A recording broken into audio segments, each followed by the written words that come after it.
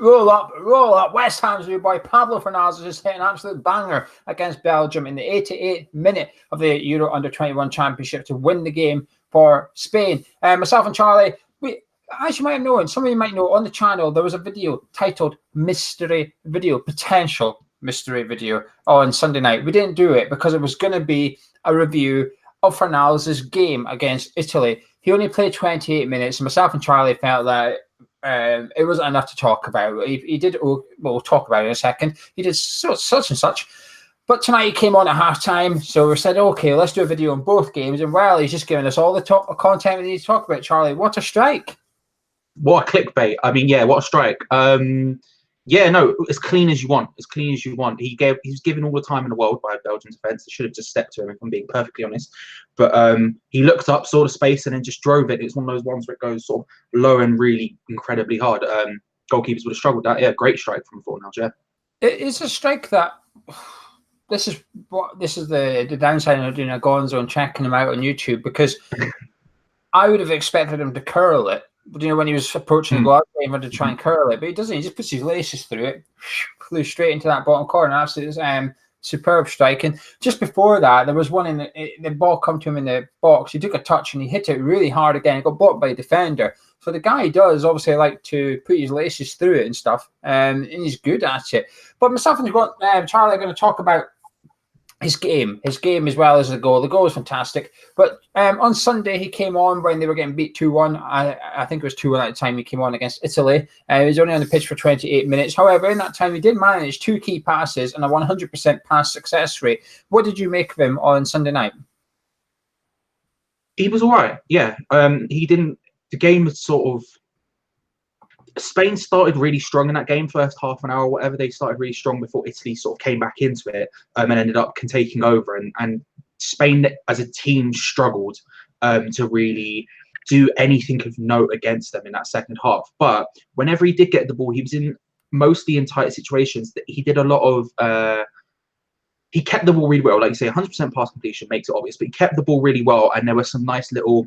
jinx and glimpses of what he's capable of, and so watching that, I was really excited basically to see more. I wished he'd come on earlier, both for the video, but also more so I could just see more of him, because every time he had the ball at his feet, not something spectacular happened, but something happened, and Spain progressed the ball forward, and that's an exciting sign for us, especially when I feel like that's something we struggle with sometimes. Yeah, surprised he didn't start, actually, given his reputation, if you like. And to be fair, the commentary on the game on Sunday were also surprised he didn't start. They were expecting him to. He came on. I thought he did okay. It was a very, very physical game on Sunday night against Italy. It was a very physical game. There was a lot of kicking going on. There wasn't much. There wasn't much fair gamemanship going on in that game. It was a very, very tough game for him to get into. But I thought he did all right, actually.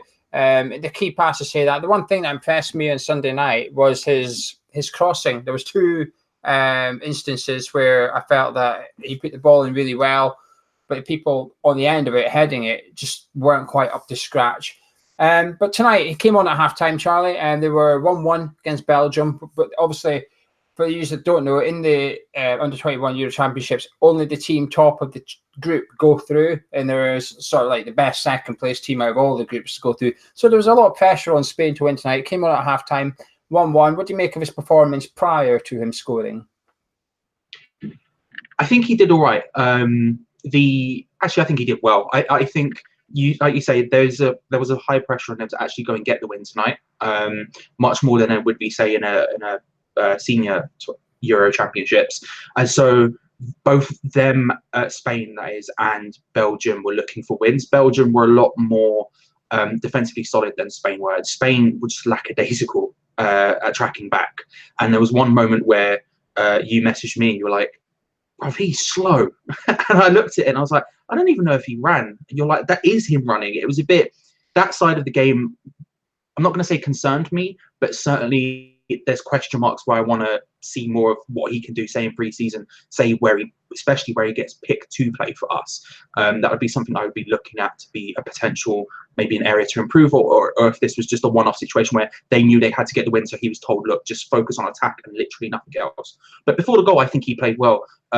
He did press quite well. There were some times where he regained possession in a high position and did well with it. And again, it was that thing where when he was in a closed space, he did well with the ball. I thought he found his teammates well, and I thought he progressed it forward. And again, that's something that I really want us to add to our team. So I was happy with his performance.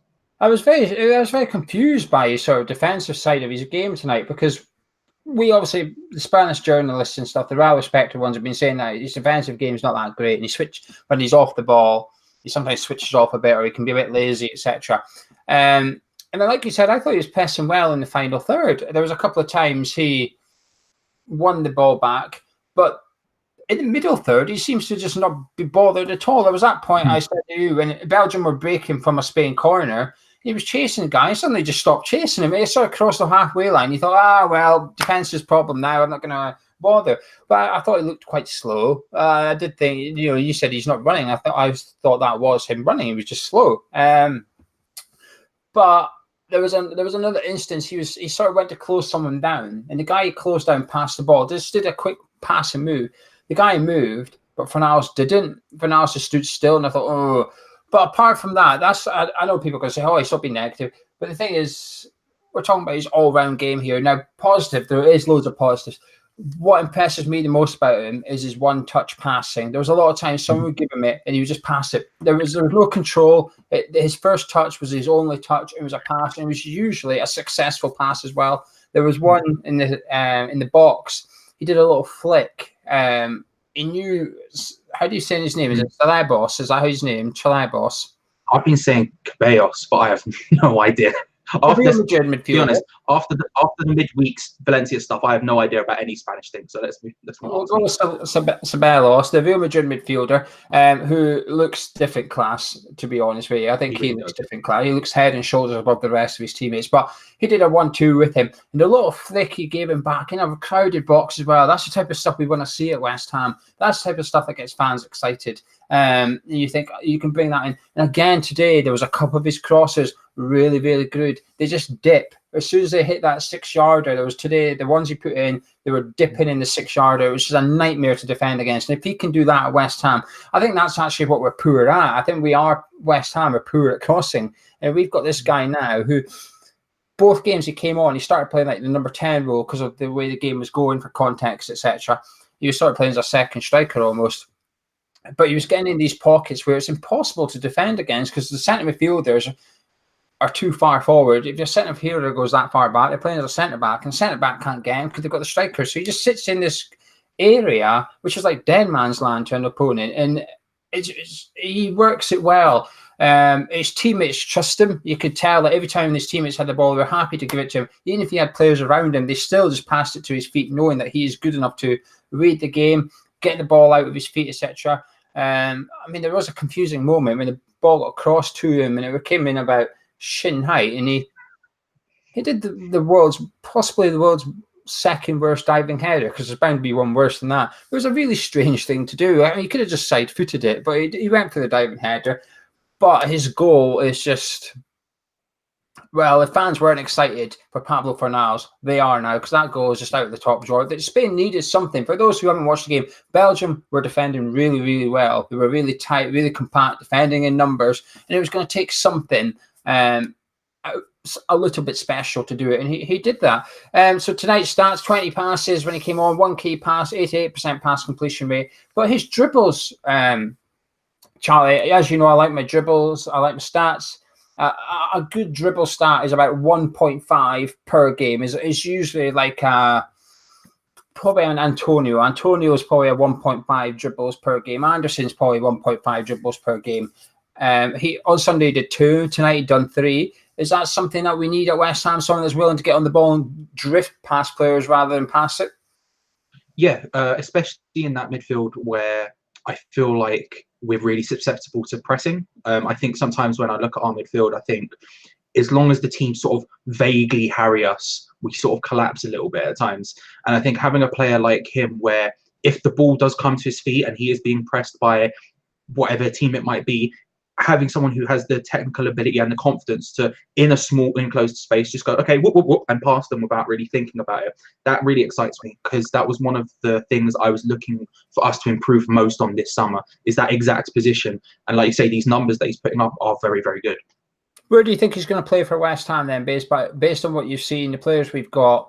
A lot of people are starting to think we're going to play 4-3-3 with Rice, with two sort of attacking-ish centre midfielders alongside Rice, and Fornals maybe one of them. Would you go along with that based on what you've seen so far?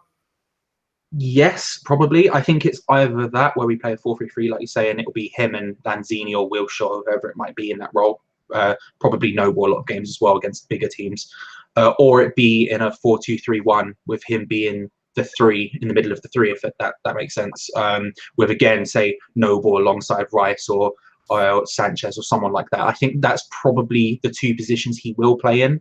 But the most likely one in my head is actually that 4-3-3. Well, let's start wrapping this up, Charlie. Give me the two things that's impressed you most about Fornals, or what you've seen on both games. If you had to pick out the top your two favourite things, the two things that's got you excited most that's in Pablo Fornals next season. His one-touch passing, like you said, really impressed by that, and also his calmness under pressure when he's in a tight space is something that we really liked from Nasri, for example, in the Arsenal game. I thought he had that. That's something that's really impressed me as well.